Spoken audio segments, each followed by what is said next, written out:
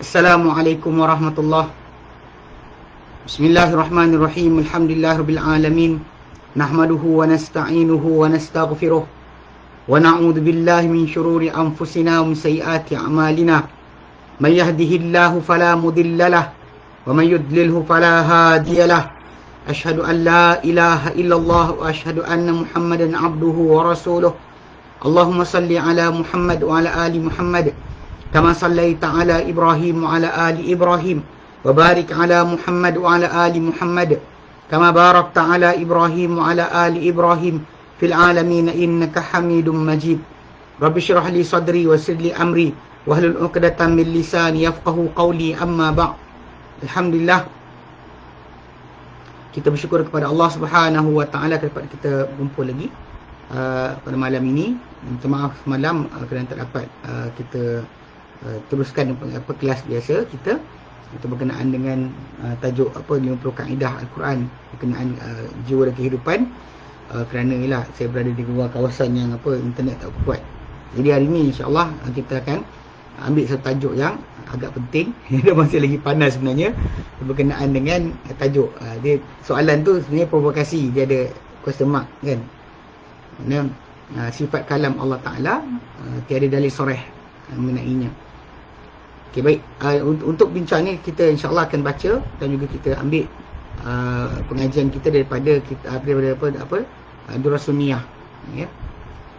Dia rujukan ilmu yang di Semangat Sunnah Jamaah yang diselia oleh Alawi bin Abdul Qadir As-Saqqaf. Ini kira keluarga Nabi sallallahu alaihi wasallam. As-Saqqaf, dan dia yang pantau Syekh Alawi As-Saqqaf, dia yang pantau benda ni. Baik, so insyaAllah kita akan bincangkan tajuk tu dan kita ambil daripada bahagian Mawsu' Akidah Firaq dan Akidah, yang dia bincangkan berkenaan khas berkenaan tajuk tentang tajuk bahagian kalam ni.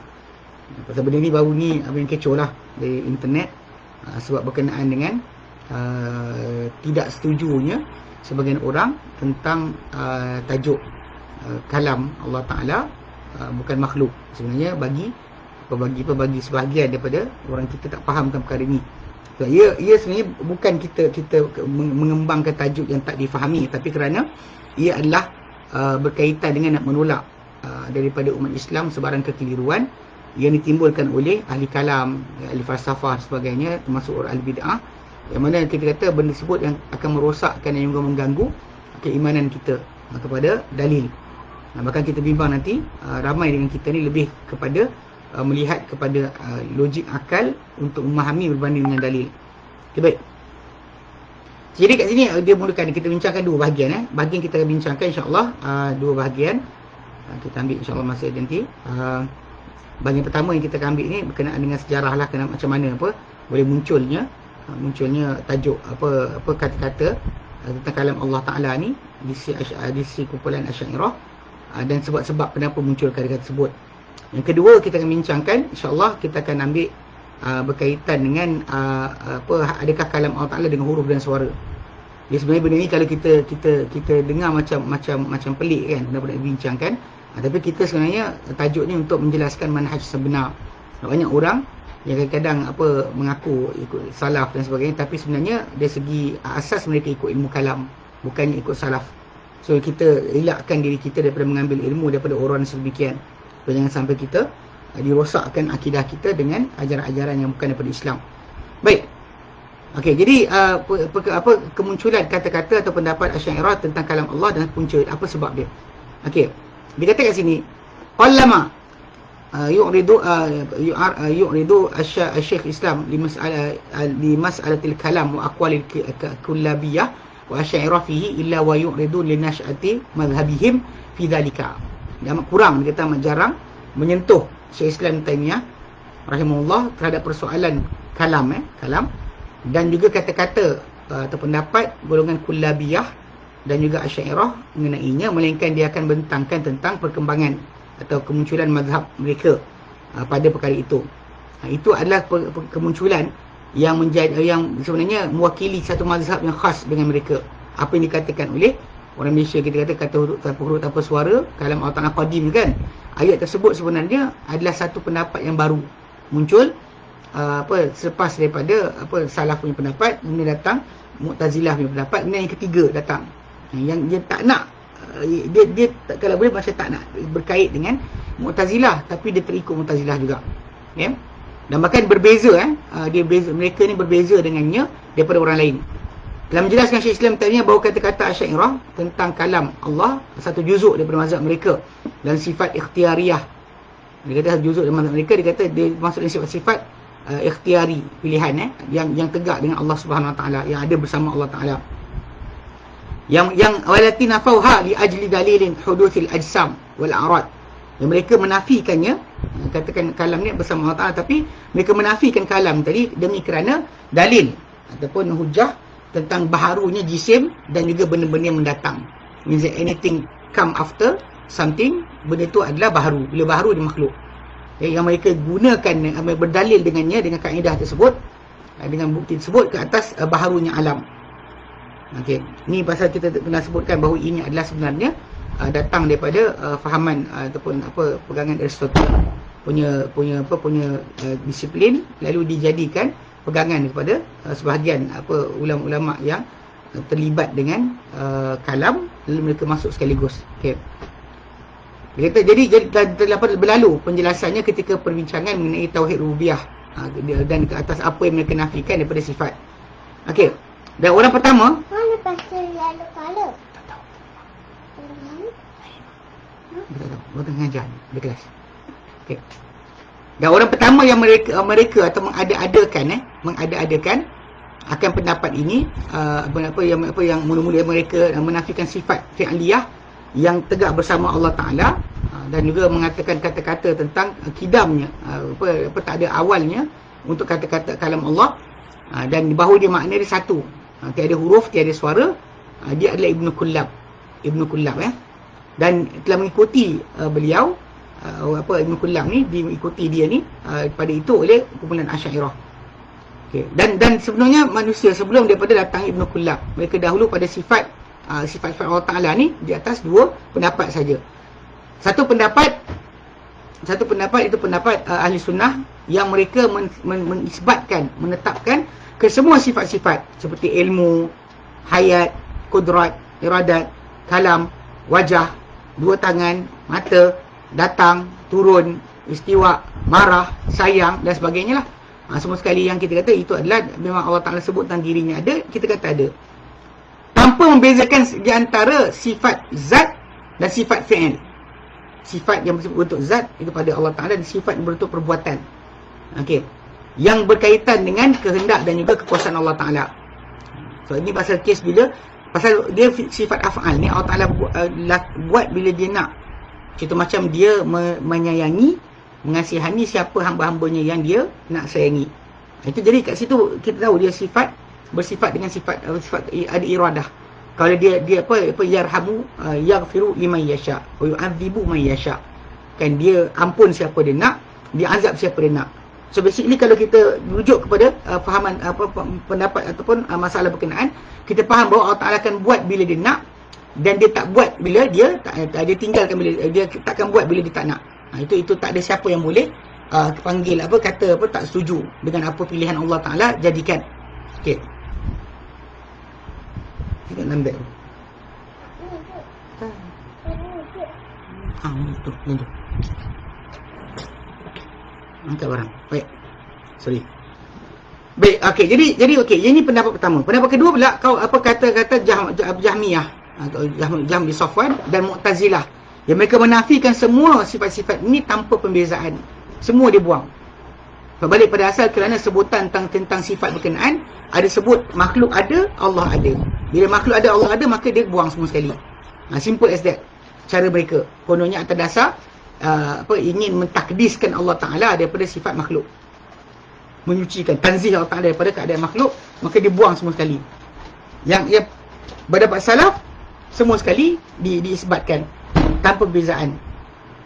Cuma sering kita kata, bila kita isbatkan bukan maksud kita menyerupakan Allah Ta'ala, bahkan kita isbatkan Allah Ta'ala dengan apa yang diisbatkan dan dengan kita menyatakan tanpa contoh. Kita faham kalimah tak tahu cara.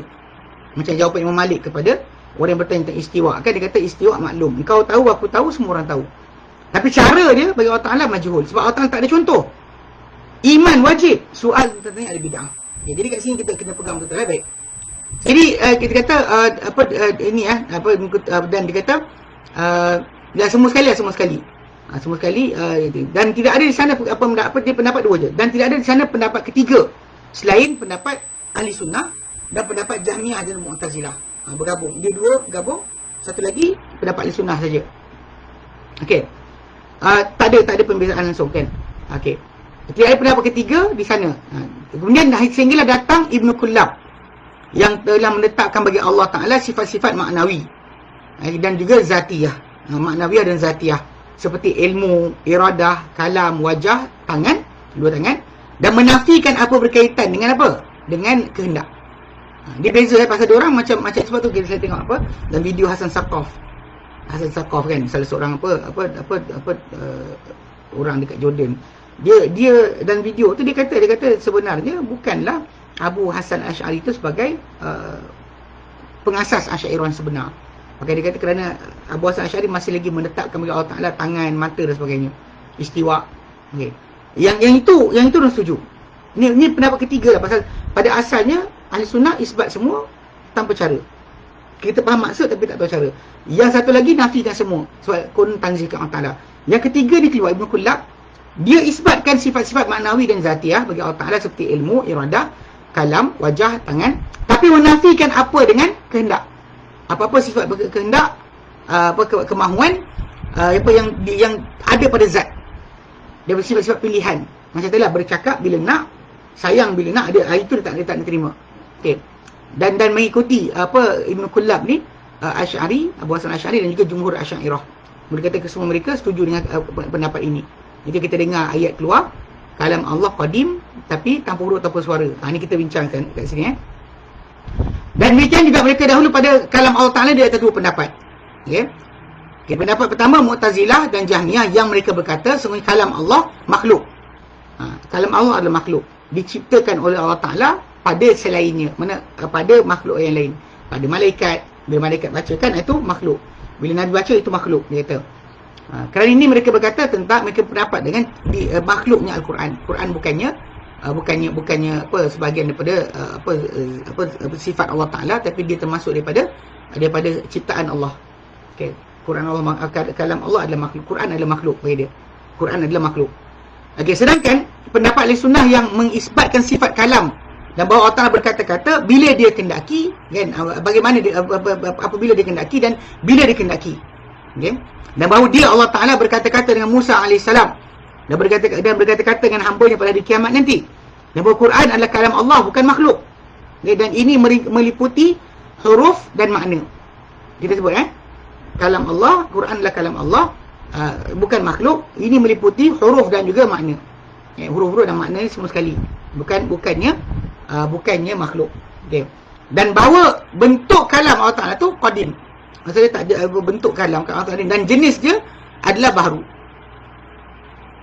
Jenis dia adalah baru terjadi. Pasal tadi tak firman, sekarang firman. Itu sudut asal yang ini yang tak diterima oleh sebahagian besar daripada Asy'ariyah yang terikut Kullabiyah. Dia tak kata tak boleh, tak cakap tadi baru cakap. Pasal bagi dia, apa-apa yang baru terjadi itu adalah sifat makhluk. So dia buang Allah Ta'ala semua sekali. Jadi kita kata macam sebelum Quran turun dan sebelum Allah Ta'ala berjadikan alam ni. Alam tak ada, bila Allah Ta'ala jadikan baru ada. So balik pada asal, tanpa diciptakan Allah Ta'ala, tak adalah benda ni. So nanti dia kata tadi tak buat, sekarang buat. Barulah tadi tak buat, sekarang buat. Mereka ada fahaman tersebut. Jadi ini masalah ni, masalah utama dia. Okey. Dan dia kata, dan berasal kepada Allah Ta'ala berkata-kata dengan kehendaknya dan juga kemahuan dia. Bila dia nak cakap, dia cakap. Barulah. Tadi tak cakap, sekarang cakap. Okay. Adapun masalah pengetahuan tentang kata-katanya, itu memang qadim lah, azali. Mana Allah Ta'ala nak berkata-kata, bila dia cakap, dia tahu. Dia akan berkata-kata. Bila hambanya minta, hambanya menjawab, hambanya berdoa, dia akan berikan sebagainya. Itu semua yang akan jadi kemudian. Tapi bukan bermaksud kita kena katakan bahawa Allah Ta'ala punya kalam, tak ada huruf, tak ada suara. Ini kena faham betul lah. Baik. Okey. Dan tidak ada sana pendapat ketiga, sehinggalah datang Ibn Kullab. Mereka kata-kata bahawa kalam Allah Ta'ala qadim. Dan makna dia adalah satu. Tak ada beza, tak ada perintah, tak ada larangan, satu pengertian je. Dan dia tidak bergantung, tak berkait dengan kehendak Allah Ta'ala dan kemahuannya. Ini yang dipegang sekarang ni oleh banyak orang Malaysia kita. Berdasar kepada kononnya dia ikut ahli sunnah, sedangkan itu bukan kata-kata daripada para sahabat, bukan kata-kata daripada para ulama, bukan kata-kata daripada Imam Syafi'i, bukan kata-kata siapa pun. Okey. Berkata Syekh Islam Taimiyah menjawab soalan terhadap apa kata-kata bahawa kalam Allah Ta'ala qadim, tiada huruf, tidak dengan huruf suara, tidak dengan huruf, okey, melainkan makna yang tegak. Ia adalah pengertian. Tak ada suara, tapi dia adalah pengertian yang bersama-sama dengan zat Allah Ta'ala. Dan dia adalah pendapat orang-orang mengikut fahaman Asy'ari. Okay. Beliau berkata, jawapan Ibn Taimiyah dia kata adalah hadha sahih, ini adalah sahih, walakin hadzal qaul awwalu man qalahu fil Islam Abdullah bin Kullab. Dia kata ini benar, dia kata. Akan tapi yang mula-mula sekali mengatakan kata-kata ini dalam Islam adalah Abdullah bin Kullab. Fa inna salafa wal a'immata, kerana salafus salih dan para imam semua sekali, kanu yuthbituna lillahi ta'ala ma yaqumu bihi minas sifat. Mereka dahulu mengisbatkan, menetapkan bagi Allah Ta'ala, untuk Allah Ta'ala, apa yang tertegak dengannya daripada sifat-sifat. Apa yang Allah Ta'ala kata dia ada, kita kata ada.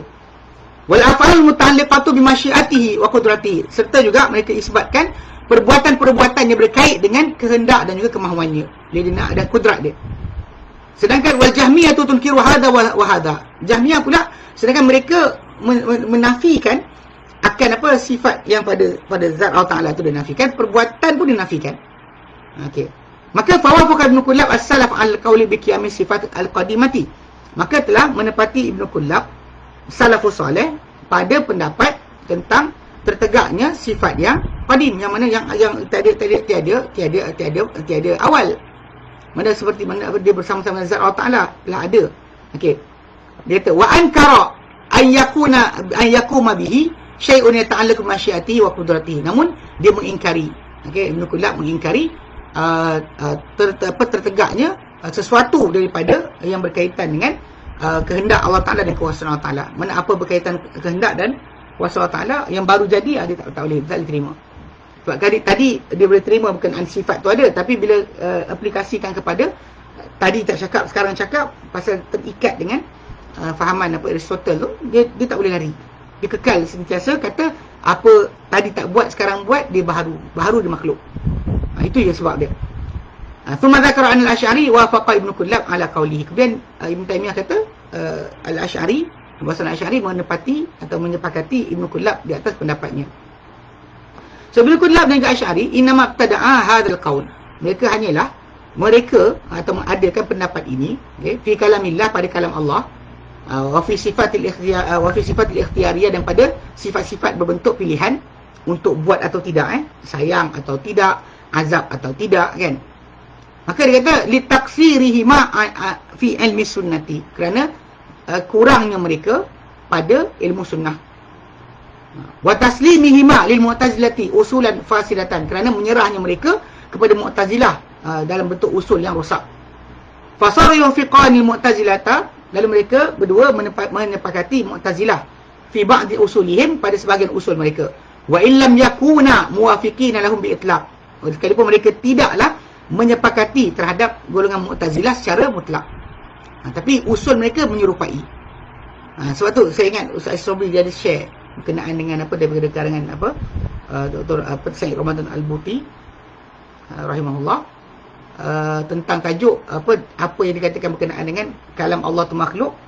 Memang Asy'ariyah pun setuju dengan Mu'tazilah, cuma beza dia kata kalam tu kalam nafsi. Kalam yang mana? Kalam yang ada ni makhluk, Quran yang tulis ni makhluk. Kalam yang qadim tu adalah kalam nafsi, kalam macam suara dalam hati. Kan suara dalam hati kita kan, apa jadi ni dalam hati kita. Dia kata itu yang sebenarnya. Tapi ini kalau kita akan bincangkan sebenarnya, pasal kerana bila dia kata tak ada kaul yang soreh, ini masalah dia, kerana dalam Quran dan hadis Nabi SAW sebenarnya jelas-jelas tidak ada sebarang fahaman sedemikian, okay, yang mengatakan bahawa kita kena bezakan kalam nafsi atau kalam dengan huruf dan suara, okay. Dia kata waqad naqala Syekh Islam Nasr li Abi Nasr As-Sajzi, okay, dia kata telah menukilkan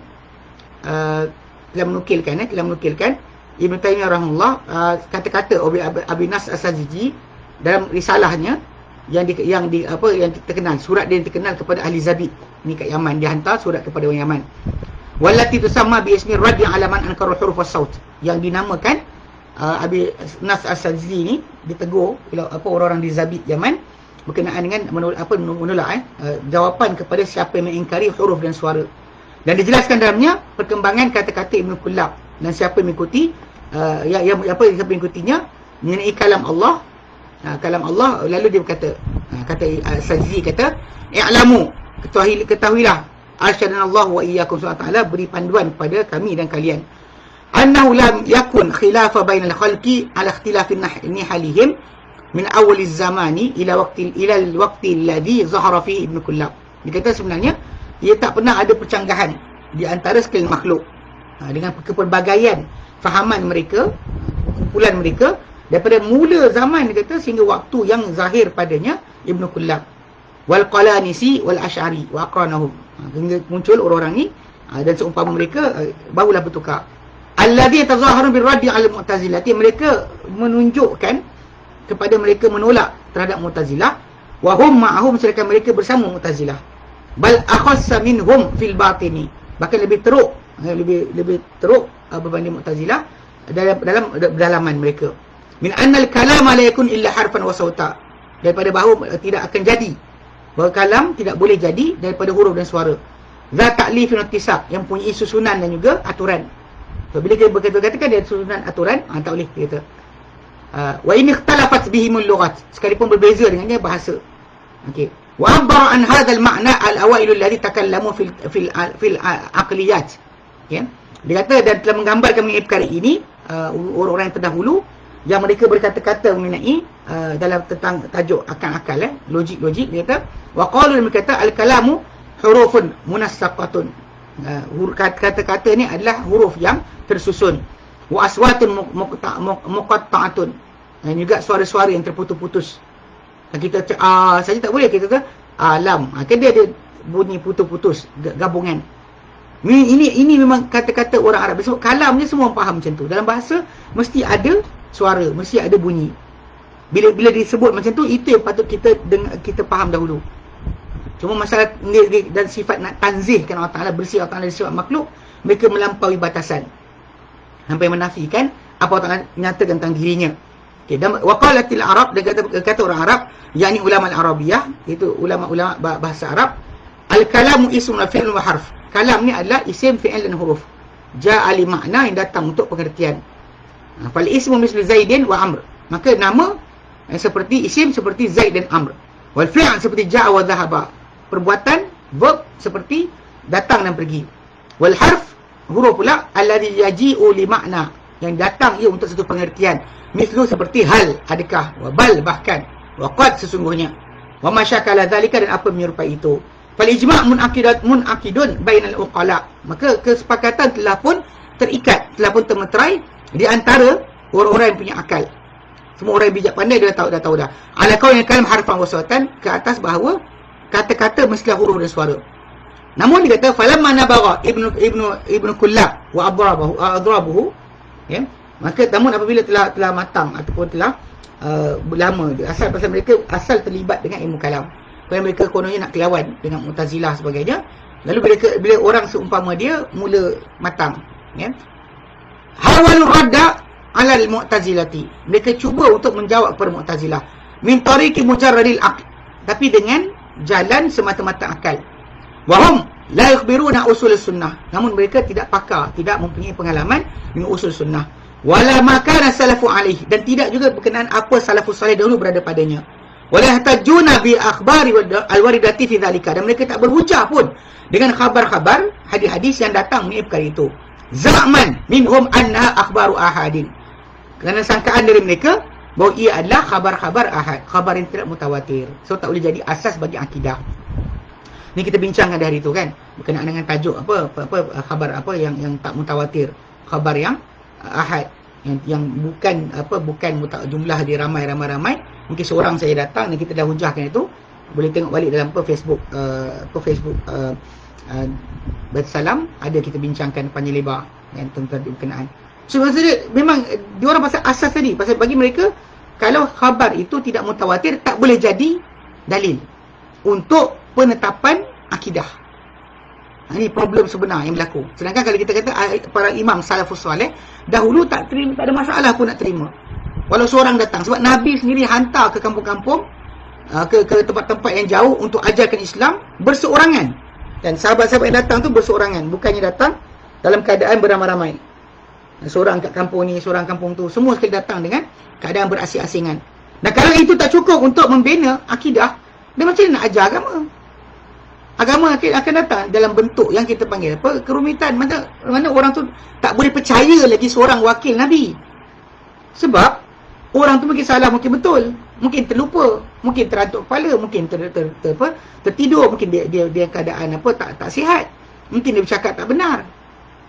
Itu faham tak? So, sebab itu kalau Nabi tak pernah timbulkan untuk jadi sedemikian dibayangkan, kenapa anda masih fikir macam tu? Unless kita kata ya Nabi tak betul, kita betul. Mungkin faham dia kata wahiyya la tujibu ilman. Punca dia ni, dan mereka mengatakan bahawa khabar-khabar ahad tidak mewajibkan pengetahuan. Walaupun amal wajib. Kita jumpa geng-geng yang terlibat ni, dia kata kalau kita kata pada dia suruh apa masalah niat tak buat, tak apa orang kita pasal pergi ikut pada hadis yang datang berkenaan amalan hanya dikira dengan niat. Khabar yang datang tu adalah khabar yang ahad. Kita dengar yang cerita balik daripada Rasulullah SAW tu hanya Umar yang cerita. Daripada dia seorang tabi'in, dengar tabi'in pun seorang juga. So macam mana kita nak jadikan hujah untuk kata benda berkenaan masalah niat tadi, benda mesti. So kita kata buat benda tanpa niat pun boleh je, aci. Tak boleh pula. Kenapa? Ada hadis. Ini kelakar dia, ini masalah dia. Pasal diorang nak lari daripada ikut akal, tapi last sekali dia masukkan balik dalam masalah akal. Last sekali diorang tolak kan sunnah, ya. So dia kata wa alzamathum al-mu'tazilatu an-ittifaqa hasilun ala anna al-kalam harfu wa saut. Dia kata dan telah memastikan mereka golongan Mu'tazilah bahawa kesepakatan terhasil terhadap bahawa kata kalam ni mesti huruf dan suara. Bila kita sebut kalam ni huruf dan suara, ada dia setuju dengan Mu'tazilah. Kita pun setuju juga kalam huruf dan suara. Tapi problem sekarang ni masalahnya Mu'tazilah tak nak terima benda tersebut. Wa yadkhuluhu ta'aqub wa ta'lif, dan akan masuk pada kalam tadi akan silih berganti dan juga susunan.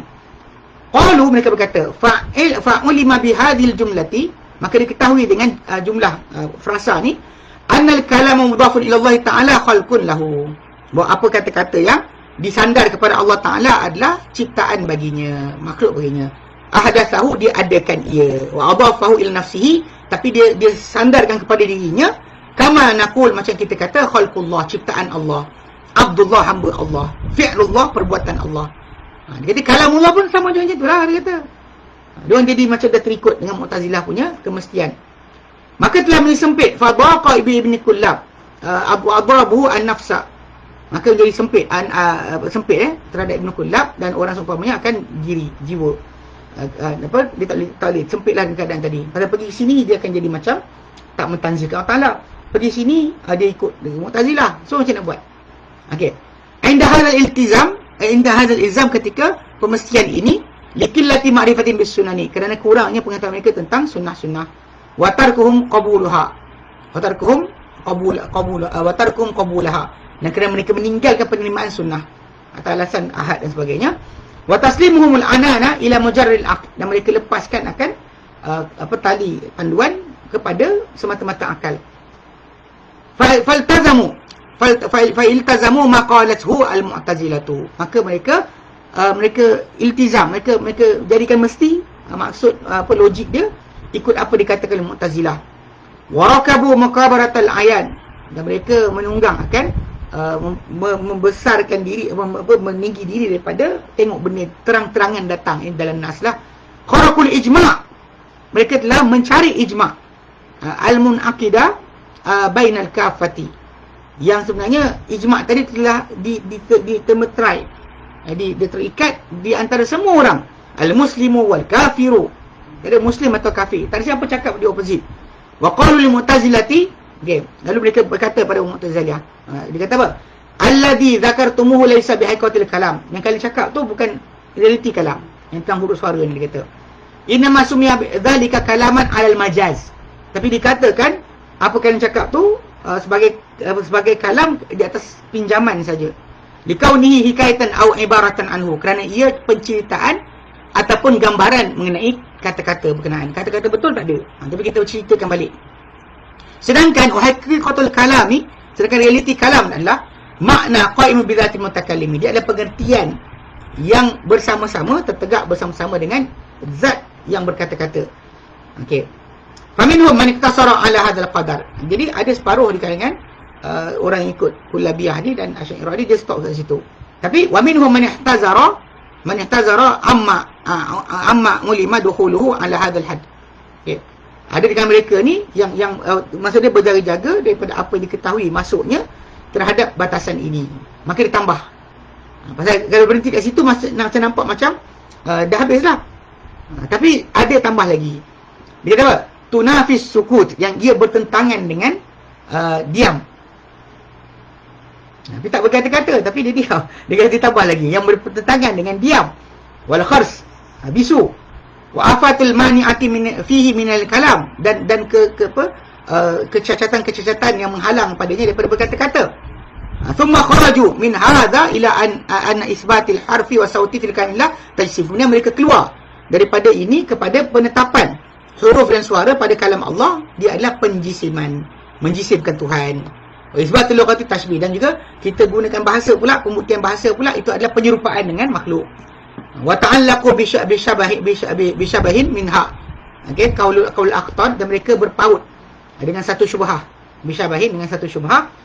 Minha antaranya kata-kata akhtal. Akhtal ni adalah seorang penyair zaman Bani Umayyah, kan? Dia bukan Muslim pun, dia Kristian. Secondly, dia bukan Arab yang awal Islam. Dia dah sampai zaman di mana, kalau kita kata sebelum Bani Umayyah punya zaman, kan, Ali bin Abi Thalib, zaman tu dah rosak bahasa Arab. Sebab tu Ali bin Abi Thalib dahulu dia suruh pembantu dia, Abu Aswad Ad-Du'ali, untuk letakkan titik-titik bunyi pada huruf, supaya pembacaan Quran tidak jadi salah, kerana anak Abu Aswad Ad-Du'ali tu dah bercakap bukan-bukan, ikut bahasa Arab tapi salah. So kerana itu, untuk membetulkan yang Ali dah suruh dia, kan. Kemudian bila zaman tu lepas Ali, lagi dahsyatlah kerosakan bahasa. Tiba-tiba kita ambil penyair zaman berkenaan, dan zaman akhir pertengahan Bani Umayyah tu, kita jadikan dia sebagai sumber untuk pengertian dan maksud bagi apa berkaitan akidah. Kita tolak hadis. Ini cerita kelakar, dia tolak hadis. Sebab apa? Sebab ini adalah ahad. Sedangkan akhtal ni, kata-kata dia bukan mutawatir pun. Jadi kenapa dia boleh jadi sumber? Dia kata apa? Kata-kata akhtal Innal bayana minal fuadi wa innama ja'lul lisani 'al fuadi dalilu. Kata hanyalah penjelasan, kan, ucapan ni, kata-kata ni daripada hati. Wa innama ja'lul lisani, dan hanyalah menjadikan lidah itu ke atas hati sebagai petunjuk. So kata-kata sebenarnya dalam hati. Bukan yang ni. Lidah ni hanya beritahu apa dalam hati. So dikatakan sedemikian untuk, ya, fahaman tadi macam bahkan ketika istawa jadi istaula pun, lelaki yang sama ini dipakai nama dia Akhtal ni, dipakai kata-kata dia, kan, lagi dia kata laqad istawal bishru 'ala al-iraq bi ghairi sayfin wala dahmin muhraq. Telah menguasai, dia kata dia telah menguasai Bishr, kan, Bishr bin Hakam ni salah seorang Bani Umayyah punya pemimpin. Jadi ke atas Iraq tanpa darah, tanpa pedang dan darah ditumpahkan. Tapi sebenarnya berlaku di opposite. Pasal Akhtal ni cuba untuk kita panggil bodek Khalifah Bani Umayyah ketika itu. So dia cakap kata-kata yang kononnya menunjukkan bahawa dia ni naiknya Bishr, kan, ke atas Iraq tu tanpa pedang. Tapi kata-kata tu istawa tu jadi maksud, istawa jadi istaula tu daripada syair Akhtal, bukan daripada bahasa Arab. Tak pernah bahasa Arab faham macam tu. Ini pelik, kan?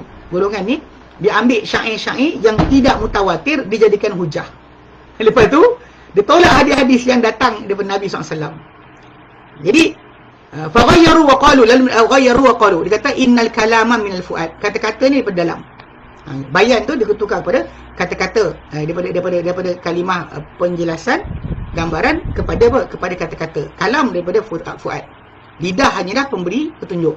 Kemudian menukilkan Syekh Islam Taimiyah satu nas-nas lain oleh Sajzi dan Karji dan Abi Hamid al-Isfiraini yang masyhur daripadanya menyanggahi Ibnu Kullab dan Asy'ariyah dalam masalah kalam Allah, yang dia kata menyentuh kepadanya usul fiqh. Ini Al-Karhi, Abi Hamid al-Isfirani ni yang terulama usul fiqh, ketika perbahasan mengenai bentuk-bentuk lafaz, dan bahawa perintah, ya, adakah dia perintah kerana dia punya bentuk lafaz dia ataupun kerana sampingan. Sebab kalau kita kata perintah, macam kita nak tahu perintah? Bila kita bercakap dengan orang, mesti ada perintah. Kalau setakat satu line tak ucap, Allah Ta'ala tak kata pada orang tersebut, maka dia bukan perintah. Pemberitahuan, macam kita baca maklumat. Dia kata adakah perintah tu diketahui dengan bentuk lafaznya, macam ya ayyuhalladzina amanu, hei orang beriman, ya Adam, ya Iblis, ataupun diketahui dengan dengan sampingan. So ketika pembincangan tersebut, diorang datangkan dengan jawapan, menolak akan kata pendapat Ibnu Kullab ni. Baik. Kemudian berkata Syekh Islam Taimiyah dan mengulas terhadap nas-nas berkenaan yang dinukilkan, ia menjelaskan asal dan sebab yang cenderung menjadi menyimpang dengan sebabnya Ibnu Kullab dan juga Asy'ari kepada mengatakan bahawa kalam Allah Ta'ala, apa yang mereka katakan, dia kata apa? Innamat tarra Ibnu Kullab wal Asy'ari wa nahwuhuma, dan hanyalah terdesak Ibnu Kullab dan juga Al-Asy'ari serta yang seumpama mereka berdua ila hadzal asl, kepada usul ini, satu usul yang baru mereka ya. Dia kata annahum lamma taqadu anna Allah la taqumu bihi ma la ta'allaqu bi masyiatihi wa qudratihi, okey, bahawa mereka bila mereka beriktikad bahawa Allah Taala tak tertegak, tak ada tertegak bersama dengannya apa berkaitan dengan kehendak dan juga kekuasaan. Sebab benda tu baru jadi, alasan dia tak jadi tadi, baru jadi, dia buang. Okey, la fi'ala wala takallama, la fa'ala, jadi tidak dia buat, wala takallama, tidak dia berkata-kata, wala ghairu zalika, dan tidak ada selain itu. Wa qad tabayyana lahum fasadu qawli man yaqul al-Quran makhluk. Jadi dekat situ dah nyata pada orang bahawa kerosakan kata-kata orang berkata Quran tu makhluk. Okey, dia kata tapi wala yaj'alu lillahi ta'ala kalaman qa'iman bi nafsihi, dan tak jadikan untuk Allah Ta'ala kalam yang tegak, apa yang berada bersama Allah Ta'ala dengan dirinya. Maksud dia macam tadilah ilmu, kan, apa yang Allah Ta'ala buat. Pasal kita balik pada asal, pada usul tadi, usul masalah, kalau baru buat maka dia makhluk. Itu masalah yang common. Bahkan bal yaj'alu kalamuhu ma khalaqahu fi ghairihi, bahkan dijadikan kalam Allah ni adalah apa diciptakan pada selainnya, pada Jibril, pada Nabi, pada seorang yang baca Quran. Itu masalah. So, jadi kat sini arafu, mereka tahu annal kalama la yakunu maf'ulan munfasilan an mutakallim. Mereka tahu bahawa kalam ni dia tidak akan jadi satu benda yang dibuat yang terpisah daripada orang berkata-kata. Wa yatasiful mausuf bima huwa munfasilun anhu. Dan takkan bersifat dengan yang disifatkan tu dengan apa yang terpisah daripadanya. Kalau kita kata kalam Allah, Allah lah. Pasal kalau kita kata bukan kalam Allah kan, so tak ada kalam bagi Allah Ta'ala, dan tak ada kalam lah. So kenapa kita nak kata sifat Allah Ta'ala ada kalam? Bila kita letak sifat 20, kita sebut kat situ kalam. Kenapa kita letak dan Allah Ta'ala bagi tahu tentang dia berkata-kata? Faham tak? Okey. Bahkan apabila bahkan idza khalaqallahu syai'an min sifati wal af'ali, okey, bi mahalli kana dzalika sifat li dzalikal mahal. Jadi sebagai contoh dia kata bahkan apabila Allah ciptakan sesuatu daripada sifat dan perbuatan pada satu kedudukan, satu tempat, maka sifat itu adalah untuk tempat berkenaan. Okey, bukan milik Allah, bukan kepada Allah Ta'ala. Okey. Sebab kadang dia kata kita macam contoh macam apa yang dikatakan panas pada matahari. Sebab sifat matahari lah. Bukan sifat Allah Ta'ala. Jadi bila kata kalam tadi tak ada pada Allah Ta'ala dan sifat bagi makhluk dia, bukan bagi Allah. Wa hadha takrir in mattafaqa alaihi qailun di anna al-Quran ghairu makhluq min jami' at-tawaif. Dan ini perakuan ini ia apa yang disepakati ke atasnya oleh orang yang berpendapat, yang berkata-kata bahawa Quran bukan makhluk daripada semua kumpulan. Misal ahli hadis sunnah, seperti ahli hadis sunnah, dan seperti karamiyah. Karamiyah ni yang menyerupakan Allah Ta'ala dengan makhluk. Kemudian kullabiyah dan selainnya. Walazimu hadha anna man qala Quran Arabi makhluk, dan yang mesti kita faham daripada ini bahawa siapa-siapa kata Quran bahasa Arab tu adalah makhluk, alla yakun al-Quran Arabi kalamullah, bahawa Quran yang berbahasa Arab tu bukan kalam Allah, bal yakunu kalaman li mahallil ladzi khalaqa fihi. Bahkan dia jadi kata-kata pada tempat yang Allah ciptakan padanya. Okey, dekat sini Ibn Taymiyah terangkan lagi. Wal maqsud huna, yang dikenaki di sini adalah anna Abdullah bin Sa'id bin Kullab wa atba'ahu, bahawa Abdullah bin Sa'id bin Kullab dan pengikut-pengikutnya wafaqus salafal ummata wasairul uqala'a ala anna al-kalama al-mutakallimu la budda yakuma bihi. Dia kata mereka bersepakat dengan salaf umat ini dan juga semua orang yang berakal bahawa kalam, kata-kata orang yang berkata-kata mesti tertegak bersama dengan dirinya, mesti bersama. Macam saya cakap sekarang, kata-kata saya mesti ada bersama saya, tegak dengan saya, maksudnya dia berlaku dengan saya, kehendak saya. Fama la yakunu illa ba'inan anhu la yakunu kalamu. Dan apa-apa yang tak jadi melainkan terpisah daripadanya, ia tak jadi kalam dia. Kama qala al-a'immah, macam dikatakan oleh para imam semua. Kalamullah minallah laisa biba'in minhu. Kalam Allah dari Allah, dia tidak terpisah daripada Allah Ta'ala. Wa qala, mereka berkata lagi, innal Qur'ana kalamullah ghairu makhluk. Dan mereka berkata Quran adalah kalam Allah, bukan makhluk. Minhu bada'a wa ilaihi ya'ud. Daripada Allah Ta'ala ia bermula dan kepadanya ia kembali. Ini ada nanti kita baca nanti satu lagi yang berkata mula dari Allah, kembali pada Allah Ta'ala. Ini pada dia nanti di hari akhirat atau sebelum berlakunya kiamat, Allah Ta'ala akan tarik balik Al-Quran sampai ke dalam hati manusia pun tidak ada lagi.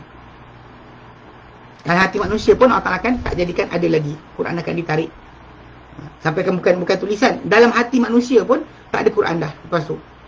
Okey. Jadi faqala minhu bada'a raddan al-Jahmiyah. Okey, jadi dikata bila mereka kata Quran ni daripada Allah Ta'ala dia bermula, ia jawapan pada Jahmiyah allazina yaquluna, yang mereka berkata bada'a min ghairi, Quran bermula daripada yang lain, sedangkan Quran mula dari Allah Ta'ala, datang dari Allah. Wa maqsuduhum annahu huwal mutakallimu bihi, dan maksud salaf adalah dia yang berkata-kata dengannya. Kama qala Ta'ala, macam Allah firmankan dalam Quran surah Zumar ayat pertama, tanzilul kitab minallahil azizil hakim, diturunkan kitab dari Allah yang maha perkasa lagi maha bijaksana. Allah Ta'ala nyatakan dalam surah Sajadah ayat yang ke-13, wa qala Ta'ala walakin haqqal qawlu minni, akan tapi hak sebenar-benar kata adalah daripadaku. Ini berkenaan dengan kalau tak nak jadikan semua makhluk ni beriman dia boleh buat, tapi dah telah benar kata-kata dari Allah Ta'ala, la'amla'anna jahannam minal jinnati was nasi ajma'in, aku pasti isikan jahannam dengan manusia dan juga jin semua sekali. Okey. Dan banyak lagi yang macam ni yang datang. Quran menyebut sendiri bahawa dia daripada Quran itu daripada Allah Ta'ala. So dimulai dari Allah Ta'ala, bukan daripada Jibril, bukan daripada Nabi SAW. Itu kena faham. Thumma innahu ma'a muwafaqatihim lis-salaf. Kemudian kumpulan kullabiyah ni juga Asy'ariyah dengan kesepakatan mereka terhadap salaf wal a'immah dan para imam wal jumhur dan jumhur para ulama ala hadha, okey, di atas pendapat ini, i'taqadu hadzal asl. Mereka beriktikad dengan asal ini. Maksudnya Quran kalamullah. Okey. Wa huwa annahu la yaqumu bihi ma yakunu maqduran lahu muta'alliqan masyiatihi. Dia ada pula di samping tu bahawa dia Allah Taala tak tegak dengannya. Mana ia kalau tak tegak dengan tak bersama, tak tegak ditegakkan oleh Allah Taala, apa yang menjadi dalam keupayaan untuknya berkaitan dengan kehendak dia. Maksudnya kalau macam ni kan bercakap ni kan ada keupayaan. Kalau orang bisu tak bercakap. Orang yang ada vocal cord sebagainya boleh bercakap. So jadi basically dia kata benda ni ada keupayaan. Bila ada keupayaan maka tak boleh, Allah Ta'ala tak boleh buat macam ni. Kalau kita kata Allah Ta'ala boleh buat, maka dia ada keadaan tak boleh dibuat. Ini pendapat diorang yang wajibkan. Meaning kan tak pernah datang daripada salaf umat ini. Kita kata Allah Ta'ala kata Quran kalamullah, stop situlah. Kan Allah Ta'ala berkata-kata dengan makhluk dengan huruf suara. Ya. Macam mana, tunggu nanti akhirat lah. Tunggu nanti. Telah pun berlaku kepada Musa. Nanti kita bincangkan lagi. Okey, baik.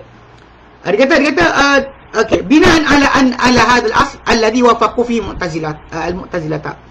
Berasal kepada usul ini yang mereka bersepakat dengannya pada usul ini dengan Mu'tazilah.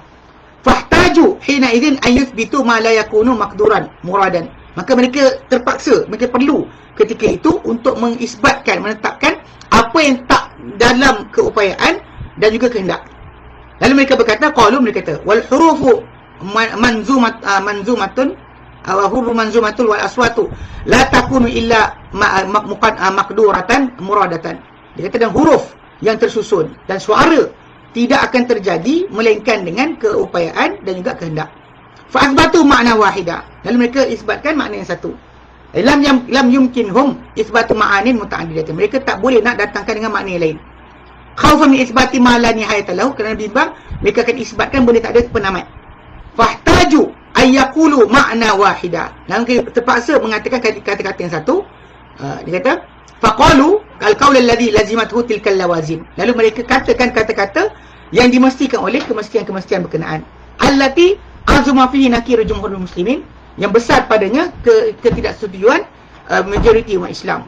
Bal jumhur qala alaihim, bahkan ke semua orang berakal tak setuju. Okey. Dan orang ramai sebenarnya bila diorang cakap Allah Ta'ala tak boleh berkata-kata, pasal kalau berkata-kata dengan huruf dan suara maka dia jadi makhluk. Sebab tadi tak cakap, sekarang cakap, lepas tu dan susun huruf lagi. Dia cakap yang tu Maka angkaran alaihim umuran, orang ramai mengingkari terhadap mereka beberapa perkara. Pertama dia kata isbatu makna wahid, penetapan pengisbatan makna yang satu, wal amru wal khabar. Perintah dan juga perkhabaran kan berbeza. Kalau kita bercerita dengan kita menyuruh, dia takkan serupa. Dan bila berkata dalam bentuk kata-kata, kita dapat munculkan mana perintah, mana pemberitahuan. Pemberitahuan lain, arahan lain. Okey? Dan arahan ni tadi boleh kita kata datang dulu tak bagi tahu, sekarang bagi tahu. Macam kita lihat macam perintah untuk solat lah. Yang fardu, yang atas wajib ke atas umat Islam 5. Asalnya tak diwajibkan, lepas tu diwajibkan. Kalau ikut pada logik mereka, ni barulah. Sebab tadi tak suruh, sekarang suruh. Pasal asal dia tak nak keserupaan dengan makhluk. Jadi mereka buang. Okey. Serta wajah Al-Quran Arabi laisa min kalamillah alladhi takallama bihi. Dan dia jadikan Quran yang berbahasa Arab bukan daripada kalam Allah yang Allah tak berkata-kata dengannya. Wa annal kalamal munazzal laisa huwa kalamullah. Dan kata-kata yang turun tu bukan kalam Allah. Kemudian inna Taurat wal Injila wal Qur'ana innama takhtalifu ibaratuha. Dia kata Taurat, Injil dan Quran ni hanyalah berbeza-beza akan gambaran-gambarannya. Fa in abbara an Taurat bil Arabiyyah kana huwa Quran. Kalau Taurat tu dibaca dengan bahasa Arab, maka dia Quran juga. Dia jadi Quran. Ni fahaman dia. Wa inna Allah la yaqdiru ay yatakallama. Dan Allah tak berupaya untuk berkata-kata. Wa la yatakallamu bi masyiatihi wa ikhtiyari. Dan Allah tak berkata-kata dengan kehendak dia dan juga kemahuannya, pilihannya. So dia kata kalau tadi tak buat, sekarang buat, dia boleh berasa lah. Sedangkan benda ni tadi kita katalah, bila kita minta kepada Allah Ta'ala nak makbulkan kita doa kita, kan Allah Ta'ala pilih berikan atau tidak, mustajab atau tidak, bila sayang atau tidak, benci atau tidak, hukum atau tidak, semua benda terkadang bukan kehendak Allah Ta'ala. Lepas tu sifat af'al Allah Ta'ala, dia ada masyiah, dia ada kehendak. Tapi bagi mereka yang terlibat ilmu kalam ni, dia tak boleh, dia kena buang. Kalau dia kata ada kehendak, dan benda tadi tak jadi, sekarang jadi. Bila sekarang jadi, maka dia makhluk. Habis. Cuma pusing balik kat situ je. Okey. Dia kata wa taklimuhu liman kallamahu min khalqihi. Dan percakapan Allah Ta'ala terhadap siapa yang dia berkata-kata dengannya daripada makhluk ya, ka Musa wa Adam, seperti Musa dan Adam. Laisa illa khalqul idrak dzalikal makna lahum. Tidak adalah kecuali penciptaan, pengetahuan perkara itu, makna berkenaan dalam diri mereka. Fataklim, maka berkata-kata tu huwa khalqul idrak faqat. Bila Allah Ta'ala berkata-kata kan, dia tak berkata-kata, tapi dia ciptakan pengetahuan dalam diri Musa dan diri Adam dan diri Nabi SAW. Semua sekali lah. Okey. Thumma minhum, kemudian ada mereka pula, ada yang berkata-kata as-sam'u yata'allaqu bidzalika makna wa bikul mawjud. Dan dia kata, dan kat situ pula ada masalah. Dia kata pendengaran akan berkait dengan kalam, dengan pengertian itu, dengan semua yang wujud. Dia kata fakul mawjudin yumkinu an yura wa isma'u. Maka setiap yang wujud pasti boleh dilihat dan didengar. Okey, dia kata kama yaqulu Abul Hasan. Dia kata, jadi orang kata tak boleh. Kalau kita kata benda tu, kata-kata tu berhuruf bersuara, dan dia akan dengar. Bila dengar, dan jadi benda tadi dapat dilihatlah. Dilihat boleh dengar. Apa wujud, masih lihat dengar. Dia kata. Dan ada di kalangan mereka berkata, bahkan kalam Allah tidak didengar sama sekali. Tidak daripadanya, tidak daripada selainnya. Kerana ia adalah pengertian. Kalam Allah adalah pengertian, bukannya huruf dan suara. Bukan, tak ada bunyi. Tak ada kalimah. Tak ada kata-kata. Dan makna difahami, tak didengar. Dia kata makna difahami, tak perlu dengar. Macam dikatakan oleh Abu Bakar Al-Baqilani lain. Okay. Minhum, adakah mereka pula yang berkata, sesungguhnya dia kata dia mendengar. Itu makna berkenaan daripada orang pembaca, berserta dengan suara yang didengar daripadanya. Macam dikatakan oleh kumpulan yang lain. Okay. Sedangkan jumhur para orang yang berakal mengatakan pendapat-pendapat ini semua sekali jelas kerosakan secara pasti. Tapi hanyalah lari kepadanya orang yang berkata-kata tentang pendapat ni, kerana apa yang telah ada daripada usul pegangan mereka tu menyebabkan mereka memastikan akan perkara-perkara yang terlarang ni. Okey. Pasal bila kalau dia usul tadi dia pegang macam tu, maka tak boleh lari. Sebab kalau dia kata benda yang bimbang tu ada, dia terpaksa buang. Baik, dan apabila ternafi akan yang mesti, maka ternafi yang dimestikan juga akan hilang. Maka inilah usul yang rosak. Dengan berserta dengan tidak tahu pengetahuan, yang tidak ada pengetahuan yang cukup mengenai usul sunnah, ia yang menjadikan kullabiyah dan asy'ariyah jatuhkan mereka ke dalam bid'ah yang besar dalam kalam Allah Ta'ala. Macam dijelaskan ia sebentar tadi oleh Sajzi yang mati tahun 444 Hijrah. Kemudian dijelaskan ia, ditambahkan akan penjelasannya oleh Syekh Islam Taimiyah rahimahullah. Daripada apa yang telah lalu, nyata bahawa pendapat ini, pendapat tentang tidamnya Quran, mana tiada awalnya Quran, dan bahawa dia makna yang satu, dia tak ada baru Allah Ta'ala berturun, kata tak, maksudnya satu je, pengertian satu. Dan yang pertama mereka pendapat ini adalah Ibnu Kullab. Tak pernah ada daripada para sahabat, para tabi'in. Para tabi'in pun tak ada. Dan bahawa yang orang-orang yang mengikutinya pada pendapatnya dalam kalam Allah Ta'ala, tentang kalam Allah Ta'ala ni adalah berasas kepada penafian sifat pilihan yang tertegak bagi Allah Ta'ala. Okay. Yang sebenarnya memang berasas pada nafikan sifat pilihan. Allah Ta'ala membuat bila dia nak, tak buat bila dia tak nak. Dia orang tak nak benda tu. Terbalik pada asal, bila kita kata ada je, maka ada yang tak jadi, ada yang tak buat lagi, sekarang akan buat. Tapi benda tersebut dia kata kalau jadi baru sekarang, maka dia adalah makhluk. Ini sentiasa dimainkan tajuk itu. Okay, dia kata dan kumpulan ni, dia kata dan orang yang mengikuti dia ada dua kumpulan. Kumpulan pertama Asy'ariyah dan siapa ikut mereka, dan mereka yang berkata dengan kata-kata Ibnu Kullab sebiji macam Ibnu Kullab kata, dan mereka tak menyanggahi dia kecuali pada 3 persoalan saja. Itu pertama, persoalan pertama yang mereka tak serupa dengan Ibnu Kullab adalah persoalan tentang azalinya perintah dan larangan. Masalah ni azali, sejak dulu. Kalau kita lihat, kita ada nasakh mansukh. Nasakh mansukh. Maksudnya bila Allah Ta'ala perintahkan tu benda, Allah Ta'ala bagi perahan, kemudian nanti datang perintah kedua, tukar hukum tersebut. Ikut kepada macam tukar kiblat. Kan? Jadi dia orang bercanggah pendapat. Jadi adakah perintah dan larangan ni azali? Mana sejak dulu ada? Iaitu adakah ia pada azali diperintahkan dilarang? Sejak azali lagi ke? Ataupun dia menjadi perintah larangan sesudah mana ia tidak ada asalnya? Asal tak ada betul ada. Ini yang sepatutnya kita faham. Kata, ketika wujudnya yang diperintahkan dilarang. Maksud bila jadi kes peralihan kiblat nak jadi, macam datanglah arahan tadi. Kalau tak ada, tak ada lah. Ataupun datang asalnya arak tak ada, kemudian datang arak. Atau zina tak ada, kemudian datang zina. Macam pembunuhan tak ada, pembunuhan anak Adam. Yang pertama terjadi pembunuhan adalah daripada anak Adam yang berbunuhan tu kan. Itu the first killing. So jadi soalan dia, adakah larangan tu daripada asal ataupun ada azali ataupun sejak berlakunya benda yang dilarang? Okey.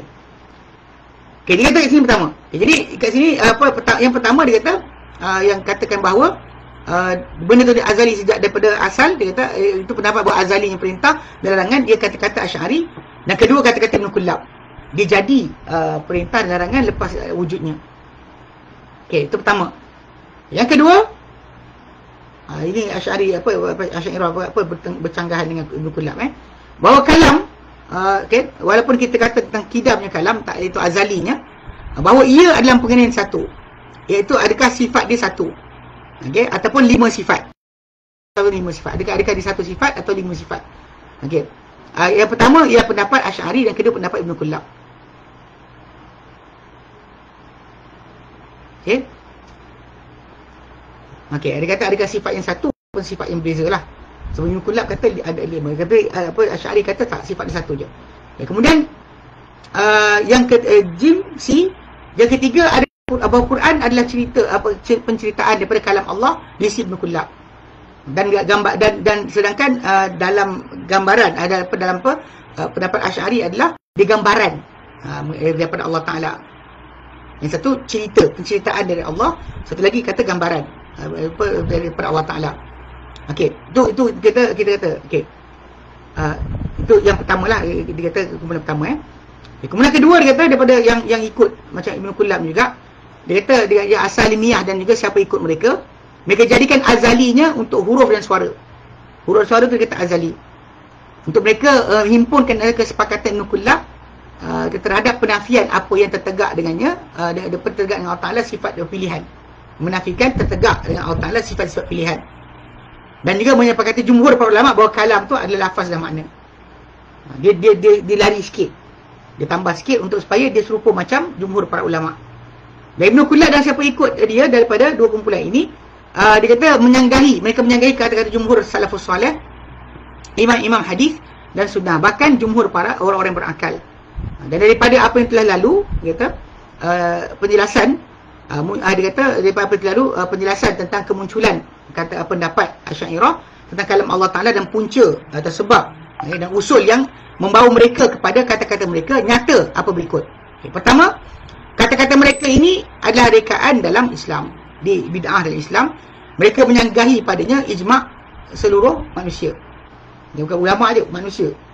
Kedua, dakwaan Asy'ariyah bahawa kata-kata mereka bersepakat dengan kata-kata salaf tidak benar.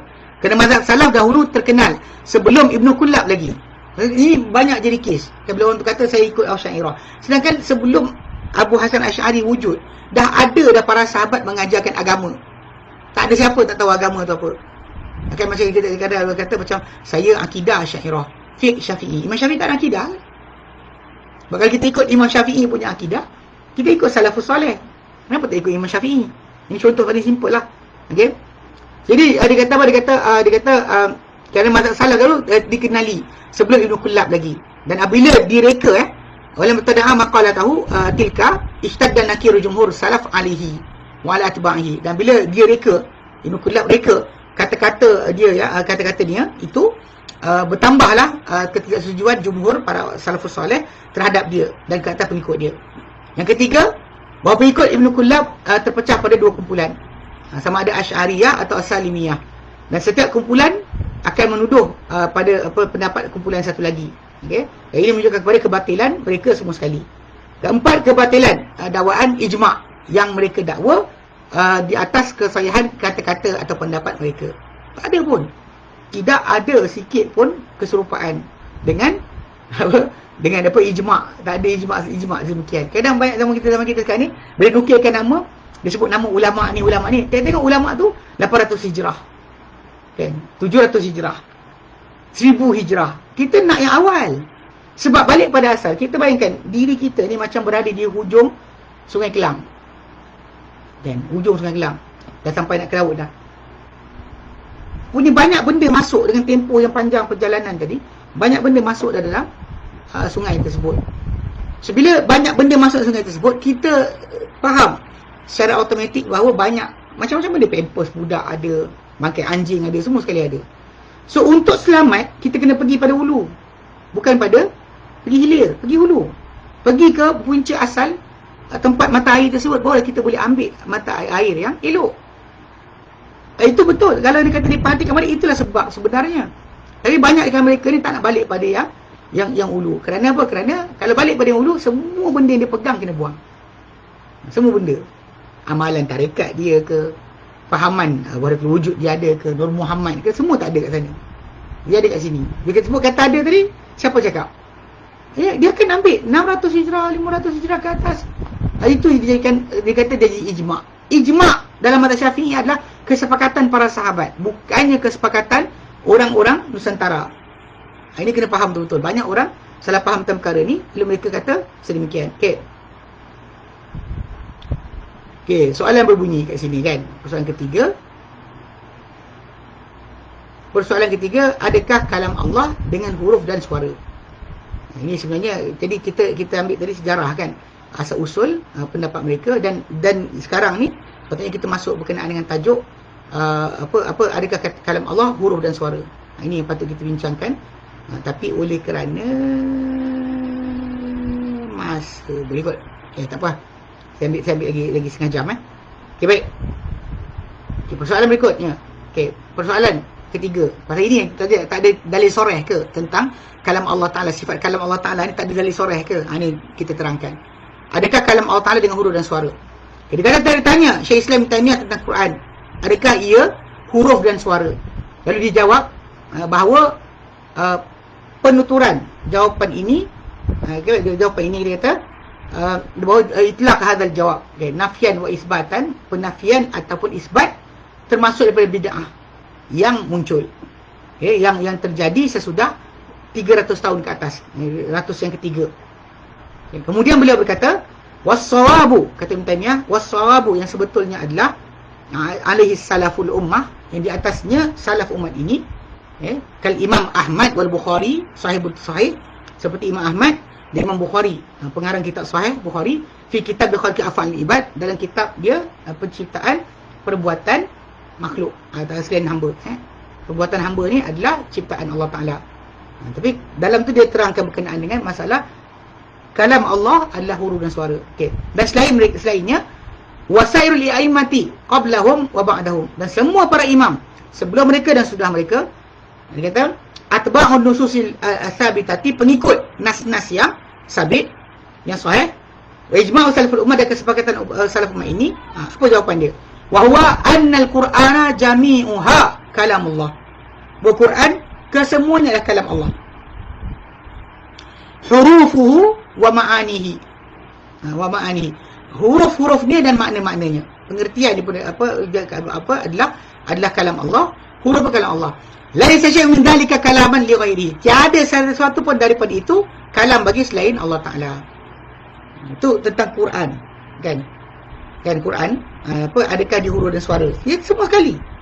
Kita tak bincangkan ia atau tidak, ia atau tidak. Kita kata bahawa kalam Quran itu kesemuanya kalam Allah, hurufnya dan suara, huruf dan maknanya. Dan kemudian boleh dibincangkan pula wa anna Allah yatakallamu bisautin, dan Allah Ta'ala berkata-kata dengan suara, kama ja'at bihi al-ahaditsus sihah, datang dalam hadis-hadis yang sahih. Tajuk asal dia adalah kerana kumpulan yang terikut dengan ajaran yang berkemuka ni, dia tidak baca hadis. Sebab tu memang diorang suka tolak hadis. Bagi mereka hadis tak penting. Bahkan kadang-kadang saya gelak bila dengar ada kumpulan mereka ni kata apa, nah masalah ustaz salafi ni sikit-sikit hadis, sikit dalil. Nabi pun tak cakap tak pakai dalil. Nabi cakap tak pakai dalil. Nabi itu dalil lah. Nak cakap Nabi tak dalil, apa lagi takkan Nabi kata kalau Rasulullah SAW, Nabi itu Rasul. Nabi itulah wakil Allah Ta'ala untuk bercerita pada kita tentang agama. Tiba-tiba ada orang kata macam asyik-asyik dalil. Memang ini bezakan kita dengan agama yang lain. Agama-agama lain yang datang semua ajaran tu suka hati orang buat. Tapi bila dalam Islam mesti datangkan dalil. Ini ada antara perkara yang diorang tak boleh buat. Okay, dia kata, lihat, dia kata ini daripada ketelitian salaf rahimahullah dalam persoalan akidah, khususnya apa berkaitan tajuk akidah ni dengan Allah dan sifat-sifatnya, di mana mereka mengada-adakan kalam yang baru, tak buat kalam kata-kata yang baru. Bahkan mereka sifatkan Allah Ta'ala dengan apa Allah Ta'ala sifatkan dengannya dirinya, dan disifatkan Allah Ta'ala dengannya oleh Rasulnya SAW. Okay? Okay. Dan dia kata dan oleh kerana tidak datang pelafazan, peletakan lafaz bahawa Quran tu dengan huruf dan suara, tak sebut. Allah tak kata, Nabi tak kata Quran tu huruf dan suara, tak sebut. Mereka tak tuturkan, tak ucapkan kepada Quran itu dengan